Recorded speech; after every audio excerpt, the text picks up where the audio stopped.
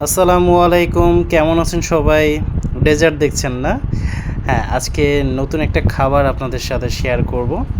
তো কিছুক্ষণ আগে এটা আমরা তৈরি করেছি। চলুন জেনে নেই কিভাবে আমরা তৈরি করলাম ঐতিহ্যবাহী কুমিল্লার পুনিল ঘোষের ডেজার্ট। প্রথমে আমরা একটি বাটিতে কিছু চিড়া নিয়ে নিলাম। এগুলো ভেজানো চিড়া ছিল। আধা ঘন্টা ভিজিয়ে রাখার পরে আমরা চিড়াগুলো বাটিতে উঠিয়ে নিলাম।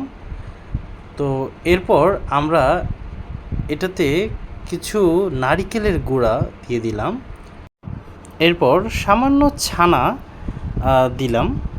এটা হচ্ছে বাসায় আপনি দুধ থেকে ছানা তৈরি করতে পারেন, অথবা বাইরে থেকে 10 টাকা 20 টাকা করে পাওয়া যায়, সেগুলো আনতে পারেন। এরপর হচ্ছে কলা দিয়ে দিলাম। এটা একটা কলা সম্পূর্ণ দিয়ে দিতে পারেন। কলা পরিমাণটা যত ভালো থাকবে তত কিন্তু টেস্টটা খুবই চমৎকার আসবে। এখন দই দিয়ে দিলাম। এটা পরিমাণ অনুযায়ী আপনারা 2 টেবিল চামচ বা 3 টেবিল চামচ দিতে পারেন, স্বাদ অনুযায়ী।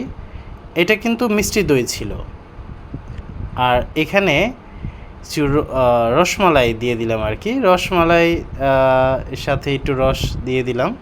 এটা টেস্টটাকে আরও এনহ্যান্স করবে। তো অনেকে এখানে নাটোরের কাঁচা গোল্লাটাও দেয়। এখন এখানে গুড় ছিটিয়ে দিচ্ছি।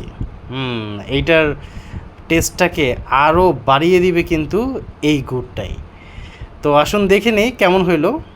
ও আরেকটা জিনিস তো ভুলে গিয়েছিলাম, গুঁড়ো দুধ কিন্তু ছিটিয়ে দিতে বলবেন না। এখানে 1 টেবিল চামচের মতো গুঁড়া দুধ ছিটিয়ে দিলাম। এখন ভালো করে মিক্স করার পালা।